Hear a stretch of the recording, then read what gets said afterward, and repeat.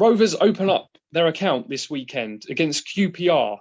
We'll be finding out the opinions of a QPR fan next.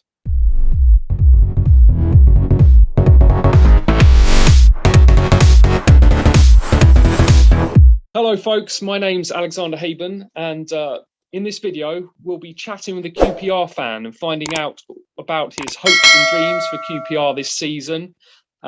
So stay tuned and hit like and subscribe, and let's get rock and rolling. So joining me today is Scuds, who's a QPR supporter. So Scuds, tell us, why on earth do you support QPR? Well, basically, my dad grew up just around the corner from QPR. He grew up in Harlesden. I've actually always been brought up and lived in Essex, which is about 2 hours away, I suppose, from QPR. But yeah, he took me to my first game back in '94, I believe, might be '95. And yeah, the love affair started from there, and since then I've never looked back, although I want to sometimes. New season, new manager. What are your thoughts on the appointment of Michael Beale? And do you expect him to still be in charge by the end of the year? Yeah, no, I think it's actually been a good appointment. Obviously, it's his first managerial job, so it's big shoes for him to fill. Not being coach, but after the way things ended with Warburton and excuse the pun, being his surname's a bread make, it had got a bit stale. So it'll be quite interesting to see how Mick obviously freshens that up, obviously bringing in players and utilising the players we've already got. I definitely think he'll be there by the end of the season. Our board are pretty, they want a bit of longevity with managers, so I can't see them pulling the trigger too soon. I think he's going to be given the right amount of time to prove himself. What are your expectations for the season as QPR start a new era under new eyes? I mean, I think the fact that obviously we've got a new manager after Warburton was with us for 3.5 years. There's not, I wouldn't say like there's high expectations with this season. Obviously, it was really disappointing how our season finished last year. So I think there's no major expectations this season. It would be good, however, to sort of, keep on that mid-table sort of, level, because like for too many seasons, obviously, we've been either battling relegation or, sniffing around it sort of thing. So it's been quite nice the last couple of seasons to actually finish in the top half for a change. So that would be, I think, the main expectation. It would be to finish in the top half this season and hopefully have an enjoyable season. Yeah, but secretly you want to sneak in the playoffs like Rovers. Exactly. Yeah, exactly like Rovers fans do. So where's the chat? Chat. Okay. So are we to expect any more arrivals and or departures before the transfer window shuts for QPR? I definitely think there's going to be more signings. I think we're still trying to pursue McNamara from Millwall. I think we went in with a couple of pennies for him the first time and quite rightly so got told come back again with a better offer. So I think the board are trying to work on that, because we definitely need another right back. I know Mick said that he wanted to get another defender, ideally a right back, a midfielder and a striker. That is one area we really do need to fill, because obviously we got rid of Austin at the end of the season. We've just loaned out our youngster Kelman to Orient today, and I expect other younger fringe players to be leaving in the next sort of week or so to go to other clubs on loan. As for selling wise, I think we've been really lucky that no one's really come in with either a decent offer or they've just not been interested in some of our better players or our star players. So that's been quite handy. But one name that's also been sort of branded about was is Archer from Villa. We might be able to get him in on loan as a striker, which would be great, because obviously good connections with Gerrard and Villa. So yeah, I mean that's the main area myself and a lot of QPR fans are really like hoping for, is to get another striker in. As you know, Dykes, you know, I love him dearly, but to me he needs that partner up front, or he needs that extra support up front. And you know, on his own, he's just not that type of striker. Yeah, he seems quite direct to me, Dykes. Quite a direct kind of striker. So yeah. He's definitely like, you know, he's good in the air. He's definitely like a bully man, and that's all well and good. But we need someone else that's actually got, you know, a good finish on him. You know, I mean, most of Dyke's goals last season actually came from the penalty spot.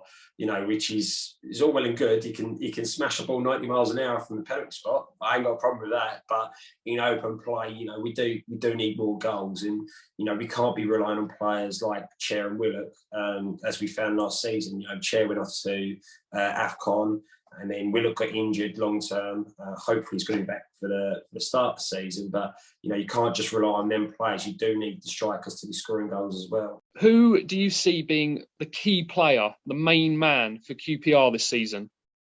It's a tough one between two players for me. It's always going to come between Chair and Willock.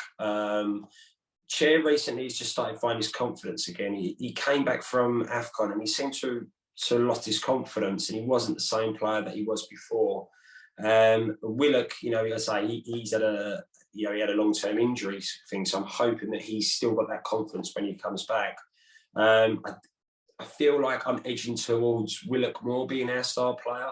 You know, he can score some cracking goals. He can link up really well with, you know, the attacking players. Both players together, they work so well, and you can tell when one's missing, because there's just not that you know, that link up play sometimes, which you can get with them. I mean, to like the start of last season, when they were obviously both fit and both in good form, you know, they really did turn games, you know, and say if they weren't linking up together or setting up the strikers, they would say they were scoring some superb goals themselves. So you know, hopefully again that can happen, but I'd say Willock would be more than likely to be our star man this season. What do you think that QPR's end of season ranking will be? Where will they finish in the table? I mean, obviously the heart says, you know, playoffs, top, you know, second place, but you know, the head is a bit more screwed on now. Obviously, I've been supporting QPR for way too long to expect, you know, major things. So I honestly think we'll possibly finish in mid-table. I'd say around the 10th to 13th mark. I think it comes down to, again, not how we start, but more so how we finish this season. If we start like we did last season, then yeah, we should be, again, expecting to be in the playoffs. But if we also have a finish like we did last season, then, you know, it is looking at about, like, you know, the 10th to 13th position. I think if we get the right players in, those one or two extras, you know, we could do really good things. But if we don't get the right players in, or we do get major injuries again, like we did, it might be a struggle. I mean, as you would well know, you know, the Championship is such a tough league. One week you can go on a 3-win run, and the next week you can go on a five-week losing. So it's one of the hardest leagues in the world, but also to me the most entertaining. So yeah, I mean, I'd say mid-table, but obviously, like anyone, you know, we all want our team to finish as high as possible, and you know, if we can get in the playoffs, great. What do you expect the starting 11 for QPR will be when they play Blackburn Rovers on Saturday? I mean, going by our pre-season so far, a lot of the games, it seemed to be our starting 11 starting in the first half, and then not so much the starting 11 being in the second half. But I mean, Dieng will be in goal. He's our number one without a shadow of a doubt. I can see our new signing Clocks, him playing along with Powell at left back. I mean, I personally would pick Jimmy Dunn over Rob Dickey, but at the moment I think Dickey might get the nods. Until we get a right back, the only one we've really got is Kakai, but Albert Adoma's been playing in that right wing back position, so it could be him starting. Johansson's our captain, so he generally sort of picks himself, which isn't always a great thing. But Sam Field's actually been featuring a lot, so I can see him linking up with Johansson in midfield. Up front, it would be Dykes, obviously, as a striker. Chair would be probably playing just beside him.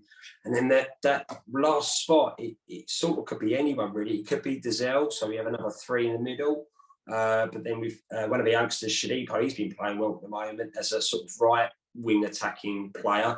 So he could easily feature in it. So I think that would pretty much be our starting 11 come Saturday. But, with it could all change in the blink of an eye because, all of a sudden we could sign someone tomorrow or they could announce that someone's back from injury and could slot straight in. And finally, Scuds, please give us your score prediction for the match. I never give score predictions because I always feel like I'm going to jinx it if I do. So rather than giving score predictions, I normally go with result predictions.